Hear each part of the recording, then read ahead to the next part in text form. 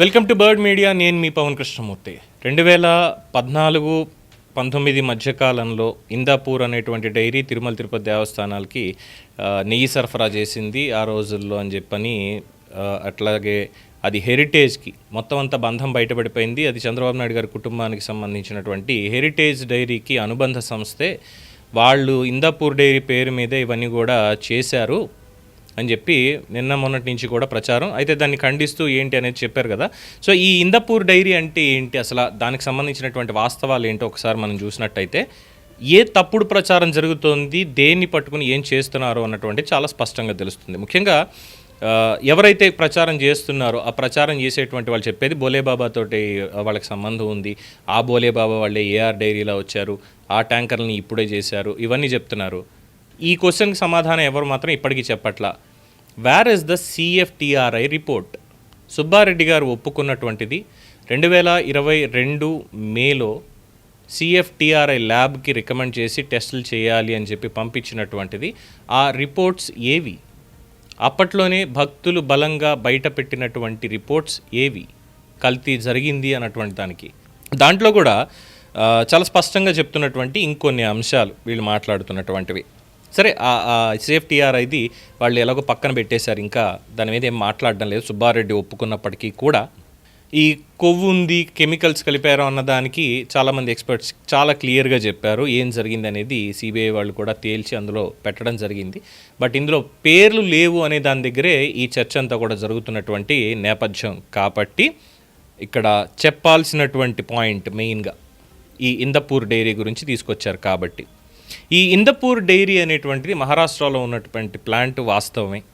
ఈ ఇందాపూర్ డైరీకి హెరిటేజ్కి ఉన్నటువంటి సంబంధం అని చెప్పి ముందుగా హెరిటేజ్ వెబ్సైట్లోకి వెళ్తే, హెరిటేజ్ వెబ్సైట్లో co manufacturing locations and the list of products, co manufacturing locations, అలాగే ఇక్కడ manufacturing units and factory addresses అని చెప్పి పైన లిస్ట్ ఉంటుంది. దాంట్లో దగ్గరగా ఒక 15 ఉంటాయి. మహారాష్ట్రకు సంబంధించింది కావచ్చు, హర్యానా కావచ్చు, ఆంధ్రప్రదేశ్లో ఉన్నటువంటివి కావచ్చు, తమిళనాడులో దిండిగల్లో ఉన్నది, రాయచూర్ కర్ణాటకలో ఉన్నటువంటిది, బెంగళూరులో ఉన్నటువంటిది, తెలంగాణ ఖమ్మం జిల్లా కల్లూరులో ఉన్నటువంటిది, నార్కెట్పల్లి నల్గొండలో ఉన్నటువంటిది, మల్కాజ్గిరిలో కూడా ఉప్పల్ మేడ్చల్ మల్కాజ్గిరికి సంబంధించి కూడా ఉన్నటువంటి మ్యానుఫ్యాక్చరింగ్ యూనిట్స్. దాని కింద కో మ్యానుఫ్యాక్చరింగ్ యూనిట్స్ అన్న దగ్గరకు వచ్చేసరికి Indapur dairy and milk products limited, Gokhali on Indapur, Baramati road, Tal, Indapur district, Pune, Maharashtra.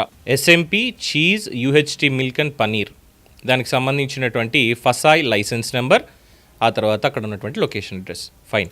ఇప్పుడు ఇదే లింక్ పట్టుకొని ఇందాపూర్ డైరీ ప్రైవేట్ లిమిటెడ్ ఏదైతే చెప్తున్నారో వాళ్ళు, దాని వెబ్సైట్ని మీరు ఓపెన్ చేసినట్టయితే అది ఎక్కడికి వెళ్తుంది? sonaiDairy.com అనేటువంటి దానికి వెళ్తుంది. మీరు గుర్తుపెట్టుకోవాల్సింది సోనాయ్ డైరీ, ఇందాపూర్ ఒక్కటే కాదు. సో సోనాయ్ డైరీకి పెట్టుకోవాలి. సోనాయ్ డైరీ దీనికి సంబంధించినటువంటి వివరాలు ఇవి మనం చూసినట్లయితే, ఈ ఇందాపూర్ డైరీ అనేటువంటిది registered name, Sonai dairy is the brand name. రెండు ఒకటే, రెండు వేరువేరు కాదు, రెండు ఒక్కటే. దీని ఓనర్ గారు వచ్చేసరికి దశరథ్ మానే, whole time director. Praveen Mane Dashrath, director, appointed in February 2009. Harishchandra Shrirang Mane, director, appointed October 2001. ఇప్పుడు 2001లో వీళ్ళు స్టార్ట్ చేసినటువంటిది ఈ సోనార్ డైరీ అనేటువంటిది. హోల్ టైమ్ డైరెక్టర్లు ఉన్నారు, వాళ్ళ కుటుంబందే ఇది కూడా. ఇంకా మాట్లాడితే ఇతరత్ర ఇంకో 2-3 ఉన్నారు. అలాగే వీళ్ళ ఓవరాల్ రెవెన్యూ వచ్చేసరికి 4,410 కోట్ల రూపాయలు 2025 ఫైనాన్షియల్ ఇయర్ ఎండింగ్ అయ్యేసరికి వాళ్ళు ఇచ్చినటువంటిది. ఈ ఇందాపూర్ డైరీ అనేటువంటిది వాళ్ళ address, registered name. Sonai dairy వచ్చేసరికి వాళ్ళ బ్రాండ్, ఈ బ్రాండ్ పేరు మీద జరుగుతుంది. అలాగే ఎండార్స్మెంట్స్ అనేవి ఉంటాయి. ఇక్కడ ఇండియా మార్ట్లోకి వెళ్ళి బోలేబాబా వాళ్ళు ఏదో పెట్టుకున్నారు అని చెప్పారు. ఇండియా మార్ట్ అనేటువంటి హోల్సేల్ ఆన్లైన్ మార్ట్ ఏదైతే ఉందో దాంట్లో ఇచ్చేటువంటి ఇన్ఫర్మేషన్లో దాదాపుగా తప్పులే ఉంటాయి అనేది చాలామంది చెప్పేటువంటి అంశం. ఎందుకంటే ఫ్రీ హోల్డ్, వాళ్ళు ఇష్టం వచ్చింది రాసుకుంటారు. అక్కడ వాళ్ళకి కావాల్సింది, వాడికి ఒక కంపెనీ నెంబర్ ఉందా, అడ్రస్ ఎక్కడ, ఫోన్ నెంబర్ ఏంటి, ఇంతే. ఆ కిందకి వెళ్ళి బయోడేటాలో నా ఇష్టం వచ్చింది నేను రాసుకోవచ్చు. అఫ్కోర్స్ ఇది కూడా సబ్జెక్ట్ టు కరెక్షన్ అండి. ఇక్కడ ఎవరిని సపోర్ట్ చేయడానికి అయితే ఇందులో డెఫినెట్గా ఏది లేదు.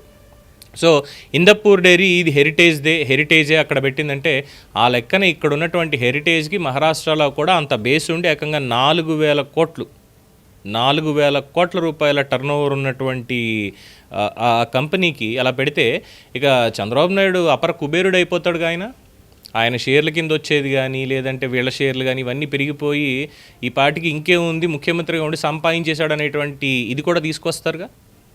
So there is something called endorsement అనేది ఉంటుంది. దేనికి అనేటువంటిది హెరిటేజ్ ఫుడ్స్ వాళ్ళు ఏం చేస్తున్నారు, వాళ్ళకు ఉన్నటువంటిది సబ్ ప్రోడక్ట్స్ ఇవన్నీ కూడా ఉంటాయి పాలకు సంబంధించి. అలాగే చాలా క్లియర్గా అక్కడ మెన్షన్ చేశారు, many companies source certain products from others manufacturing companies and market it on their name. Example చెప్పాలంటే మన ఇన్స్టాగ్రామ్ భాషలో చెప్పాలంటే మనం కట్టుకునే చీరలన్నీ ఎక్కడి నుంచి వస్తున్నాయి, అసలు ఈ చీరలన్నీ ఎక్కడ తయారవుతున్నాయి? కంచిపట్టు అంటాం. ఏ షాప్ అన్నా తీసుకోండి, మీరు ఏ షాప్ అన్నా తీసుకోండి, వకుళా సిల్క్స్ అంటారు, లేదంటే చందనా బ్రదర్స్ అంటారు, ఇతరత్ర ఎన్నో. అలాగే కాంజీవరం సిల్క్స్ అని చెప్పి కొత్తగా పేర్లు పెట్టుకొని ఇవన్నీ ఏంటంటే ఇవి వాళ్ళ షాప్. బట్ ఈ ప్రోడక్ట్ ఎక్కడి నుంచి వస్తుంది? కంచి నుంచే వస్తుంది. వాళ్ళు అక్కడ నుంచే తెచ్చుకుంటారు, ఆర్డర్ ఇచ్చి మాకు ఈ చీరలు ఈ ప్యాటర్న్ కావాలి అని. సో అసలు మ్యానుఫ్యాక్చరర్ ఎవరక్కడ? ప్రోడక్ట్ కంచిలో చేసేటువంటి వాళ్ళు. బ్రాండ్ ఎవరు తీసుకుంటున్నా? నేను తెచ్చుకున్నాను కాబట్టి నా బ్రాండ్ వేసుకొని నేను అమ్ముకుంటున్నాను. ఇక్కడ ఇదిగో ప్యూర్ కంచిపట్టు ఇక్కడి నుంచి తెచ్చానండి. ఇది చిన్న ఎగ్జాంపుల్. మనం షర్ట్స్ కొంటాం, బ్రాండెడ్ షర్ట్స్, ఇవన్నీ మ్యానుఫ్యాక్చర్ ఎక్కడ అవుతున్నాయి? ముంబైలోను, సూరత్లోనూ అవుతున్నాయి, గుజరాత్లో కూడా, ఇంకా మాట్లాడితే రాజస్థాన్లో కూడా ఈ మధ్యన అవుతుందని చెప్పారు. ఇవన్నీ అక్కడి నుంచి మ్యానుఫ్యాక్చర్ అయ్యి వస్తాయి. ఎలాగా? ఒక బ్రాండ్ అనేది వెనకాల మనకు ఉండదు, లేబుల్ లేకుండా ఓన్లీ ప్రోడక్ట్ వస్తుంది బల్క్గా. దాని మీద మన బ్రాండ్ గుర్తించుకొని మనం వేసుకుంటాం, మనకు నచ్చిన బ్రాండ్. దానికి మళ్ళీ ఎక్స్క్లూజివ్ అవుట్లెట్స్ కొన్ని ఉంటాయి, ఇంపోర్టెడ్ కొన్ని మాత్రమే ఉంటాయి, మిగతావన్నీ ఇక్కడ బల్క్గా చేసేది. ఇది మార్కెటింగ్లో ఉన్నటువంటి వాళ్ళకి, మ్యానుఫ్యాక్చరింగ్లో ఉన్నటువంటి వాళ్ళకి బాగా తెలుస్తుంది, చాలా స్పష్టంగా తెలుస్తుంది, రైట్? అండ్ ఇలా చెప్పుకుంటూ పోతే ఎన్ని ఎగ్జాంపుల్స్ చెప్పాలండి. అలాగే ఈ ఇందపూర్ అనేటువంటిది అక్కడ ఉన్నటువంటి ఒక కో మ్యానుఫ్యాక్చరింగ్ యూనిట్ మహారాష్ట్రలో. హెరిటేజ్ ఫుడ్స్ వాళ్ళు అక్కడ మాకంటూ ఒక కో మ్యానుఫ్యాక్చరింగ్ది ఉంది. వాళ్ళు అక్కడ తయారు చేసేటువంటి చీజ్ని కానీ యూహెచ్టీ మిల్క్ని కానీ మేము మా మార్కెట్ బ్రాండ్ మీద మేము దాన్ని సేల్ చేస్తున్నాం. ఇది వాళ్ళు చెప్పింది. డైరీకి సంబంధించి ఇందాపూర్కి ఇచ్చింది అంటే అక్కడ డైరెక్ట్గా హెరిటేజ్ ఫుడ్స్ లిమిటెడ్ వాళ్ళకి తిరుమల తిరుపతి దేవస్థానాల టెండర్ వాళ్ళకి వచ్చింది కాదు కదా. ఇప్పుడు ఏకంగా ఇంకొక దిక్కుమాలిన లాజిక్ తీసుకొచ్చారు. నిన్న మొన్నటి దాకానేమో అసలు 291 రూపాయలకి, 310 రూపాయలకి, 326 రూపాయలకి, 24 రూపాయలకి టెండర్లు వేసి నెయ్యి సప్లై చేశారు అప్పట్లో ఇందపూర్ వాళ్ళు. అంత తక్కువకి చంద్రబాబు నాయుడు మాత్రం ఎలాగ తీసుకోగలిగాడు? వాళ్ళ ప్రభుత్వంలో టీటీడీ జగన్మోహన్ రెడ్డి గారి హయాంలో 291 రూపాయలకి నెయ్యి వస్తుంది, బోలేబాబా నుంచో, ఏఆర్ డైరీ నుంచో, వైష్ణవి డైరీ నుంచో ఇలా వస్తున్నాయి అన్నప్పుడు అంత తక్కువకి ఎలా కొంటున్నారని పవన్ కళ్యాణ్ అడుగుతున్నాడు అన్నవాళ్ళు ఇప్పుడు ఇదే ఇందపూర్కి మొన్న మధ్యన 684 రూపాయలని వాళ్లే చెప్పారు. 684 రూపాయలకి నెయ్యి కొంటూ కోట్లాది రూపాయల భక్తుల సొమ్ముని, టీటీడీ సొమ్ముని వాళ్ళ కట్టబెట్టేసి చంద్రబాబు ఇంట్లోకి తెచ్చుకుంటున్నారు అన్నటువంటి ఆరోపణ. రెండు మాటలు వాళ్ళే మాట్లాడుతున్నారు. అండ్ మోరోవర్ లడ్డూకి సంబంధించినటువంటి కల్తీ అంశంలో మొదట అడిగినటువంటి ప్రశ్నతోటి ఈరోజు ఇక్కడికి ముగిస్తాను. సిఎఫ్టిఆర్ఐ రిపోర్ట్ ఎక్కడ?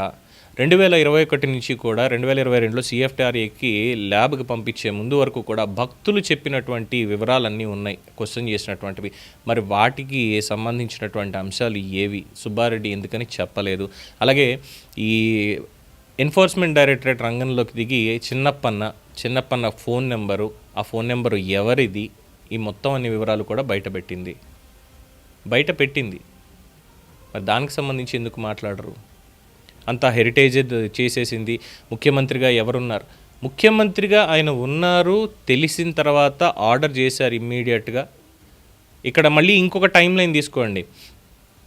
జూన్లో ప్రమాణ స్వీకారం చేశారు, జూన్ 14, 12 తేదీన ప్రమాణ స్వీకారం చేశారు. జూలై 6వ తారీఖు నుంచి కూడా ఈ డైరీలకు సంబంధించినటువంటి అంశం ఏదైతే ఈ కల్తీ జరుగుతుందో దానికి సంబంధించి ఇలా పంపించండి అని చెప్పని అన్నారు. ఆ తర్వాత రిపోర్ట్ వచ్చిన తర్వాత ఎన్డీఏ కూటమి దాంట్లో మాట్లాడారు. అప్పటికి టీటీడీ చైర్మన్గా ప్రమాణ స్వీకారం చేసింది ఎవరు? అనధికారికంగా పార్టీ మారినా, ప్రభుత్వం మారినా టీటీడీ చైర్మన్గా ఉన్నటువంటి వ్యక్తి ఎవరు, టీటీడీలో ఉన్నటువంటి ఉద్యోగులు ఎవరు, ఈ లెక్కలు ఏమన్నా ఒకసారి ఆలోచించారా? అగ్రిమెంట్స్ చేసుకున్నటువంటిది ఎవరు? అప్పటిదాకా ఉన్నటువంటి ధర్మారెడ్డి కానీ, జవహర్ రెడ్డి కానీ, ఆ తర్వాత వచ్చినటువంటి వాళ్ళు కానీ ఎవరు నియమించారు వీళ్ళని? అక్కడ కథ అయిందా? వచ్చిన వెంటనే బోర్డు ఇలాగ బిఆర్ నాయుడు గారిని చైర్మన్ చేస్తున్నారు అనగానే ఏమేం మాటలు మాట్లాడారు అనేది కూడా చూసాం. అక్కడ కథ అయ్యింది. And after that board members మారిన తర్వాత ఈవోలుగా మళ్ళీ సింఘాల్ గారిని కానీ, శ్యామలారావు గారు కానీ, వాళ్ళ తర్వాత ఇప్పుడు ముద్దాడు రవిచంద్ర వీళ్ళు రావడం కానీ, శ్యామలారావుని ఏరుకోరు అక్కడికి వేశారన్నారు. ఆ తర్వాత ఇంకొక ఆయన ఎవరో ఉన్నారన్నారు. అక్కడ వాళ్ళిద్దరి మధ్యలో పరస్పరం ఇదవుతుందన్నారు. పద్ధతి ఇంకా ఈ టికెట్లకి, వీఐపీ దర్శనాలకి మారలేదన్నారు. అప్పుడేగా ఈ రిపోర్ట్స్ అన్నీ కూడా బయటకు వచ్చింది. ఆ బయటకు వచ్చిన తర్వాత సిబిఐ వాళ్ళ ఎంక్వైరీ అయిన తర్వాత అసలు వీళ్ళు ఏమి తేల్చలేదు, ఇది సంగతి వీళ్ళు చేసింది అనడం. ఎవరి హాయంలో జరిగాయి ఇవి? ఎవరిని మభ్యపెట్టడానికి చేశారు? అధికారులు ఉన్నటువంటిది ఎవరక్కడ? అందులోనే కదా మరి 34 లక్షలు నాకు లంచం ఇచ్చారు, గోల్డ్ డాలర్ కూడా ఇచ్చారు స్వామివారిది అని చెప్పి తీసుకెళ్ళి ఈడీ వాళ్ళకి, ఏసీబీ వాళ్ళకి ఇచ్చాడు విజయభాస్కర్ రెడ్డి. మరి మిగతా వాళ్ళందరూ ఎక్కడి నుంచి వచ్చారు? 5 ఏళ్లలో ఇది మొత్తం జరిగింది అని సిబిఐ చెప్పింది. అది సిబిఐ చెప్పిందని ఎందుకు ఒప్పుకోవట్లేదు? ఇక కేంద్రంలో ఉన్నటువంటి పెద్దలు వాళ్ళు ఎందుకని అసలు మాట్లాడడం లేదో తెలియనటువంటి పరిస్థితి. ఇక సిబిఐ వాళ్ళే ప్రెస్ మీట్ పెట్టి మరి దీని మీద ఒక క్లారిటీ అనేది ఇవ్వాలి. సో ఇందపూర్కి సంబంధించినటువంటి విషయంలో చూసారుగా, ఇండియా మార్ట్కి సంబంధించిన దాంట్లో కూడా లాజిక్ అదే ఉంది, అంతకు మించి ఏం లేదు. చూద్దాం ఇంకా డీటెయిల్డ్గా దీని మీద. ఎందుకంటే ఇందపూర్ డైరీ వాళ్ళని సంప్రదించడానికి ప్రయత్నం చేసాం, బట్ వాళ్ళు అవైలబుల్ లేరు. డైరెక్ట్గా వాళ్ళ జనరల్ మేనేజర్ తోటి మాట్లాడడానికి దీనికి సంబంధించినటువంటి అంశం మీద. చూద్దాం రేపన్న వాళ్ళు ఏమైనా కనెక్ట్ అవుతారేమో, అప్పుడు అసలు వాస్తవాలు ఇంకా బయటకు వస్తాయి. For more updates keep watching the bird media.